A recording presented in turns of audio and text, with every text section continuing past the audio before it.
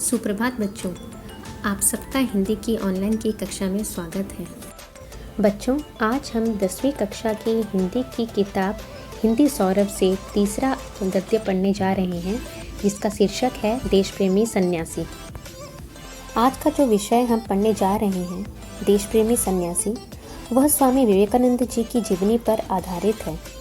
स्वामी विवेकानंद जी की जीवनी से एक भाग को यहाँ पे संकलित करके लाया गया है, इसलिए हम इसे कहानी या कविता न कहकर संकलित कहेंगे। बच्चों, तो चलो विषय प्रारंभ करें। हम देखते हैं कि कुछ लोग धन कमाने में जुटे रहते हैं, कुछ लोग सुख भोगने को व्याकुल रहते हैं, कुछ ऐसे हैं जिनको सन्यासी कहते हैं। वे लोग अपनी इच्छा से घर बार छोड़ देते हैं, सुख के साधनों का त्याग कर देते हैं, गरीबी में जीते हैं, संसार को माया का जंजाल समझते हैं। पर आश्चर्य है कि ऐसे लोगों में कुछ अपनी मातृभूमि से बेहद प्यार करते हैं। एक ऐसे सन्यासी थे स्वामी विवेकानंद।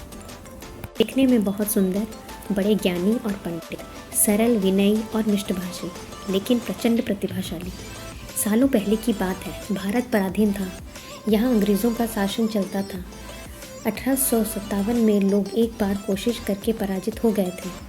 निराशा, आलस्य डूबे हुए थे।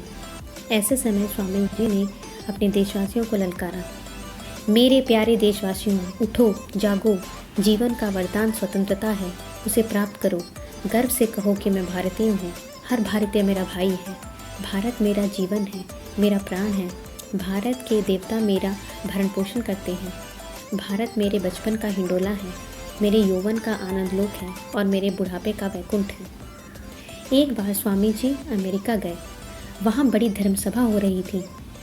उन्होंने बड़ी मर्मस्पर्शी वाणी में भारत के धर्म, आचार विचार, ऋषि मुनियों के चिंतन, आध्यात्मिक दृष्टिकोण का महत्व प्रतिपादित किया। अपने सुंदर, सरल, अर्थपूर्ण अंग्रेजी भाषण द्वारा स्वामी जी ने सबके दिलों को अभिभूत कर दिया। स्वामी जी 1 साल इंग्लैंड में रहे। वहाँ भारत के मालिक अंग्रेज़ विद्वानों को अपनी विद्वता से प्रभावित किया।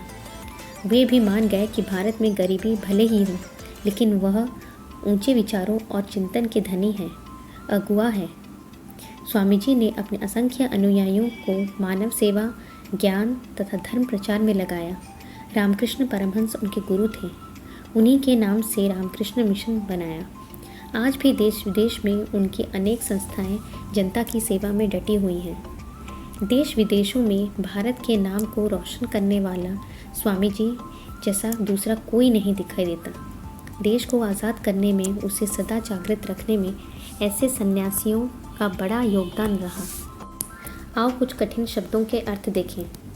मिष्टभाषी, मिष्टभाषी मतलब मधुर भाषी, वे लोग जो मीठा मीठा बोलते हों।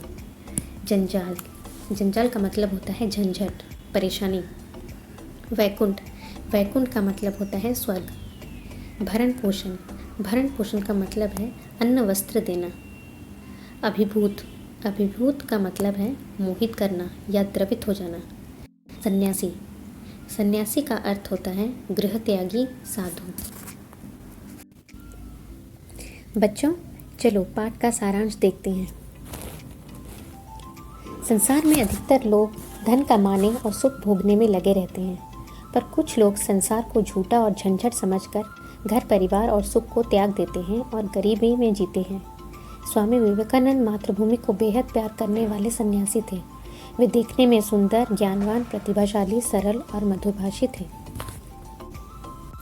1857 में स्वाधीनता की पहली लड़ाई लड़ी गई थी, जो असफल रही। फलस्वरूप भारतवासी निराश और कर्महीन हो गए।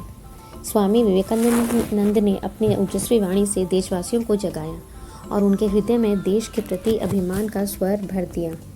एक बार अमेरिका में विश्व धर्म सभा हुई। भारत की ओर से स्वामी जी ने प्रभावशाली भाषण दिया।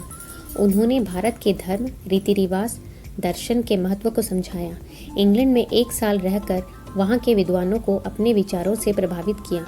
वहाँ के लोगों ने माना कि ऊंचे विचारों में भारत अग्रणी है। स्वामी जी के असंख्य शिष्य मानव सेवा और धर्म प्रचार में लग गए। अपने गुरु रामकृष्ण परमहंस के नाम पर उन्होंने रामकृष्ण मिशन की स्थापना की। इसकी अनेक संस्थाएं आज जनता की सेवा में लगी हैं।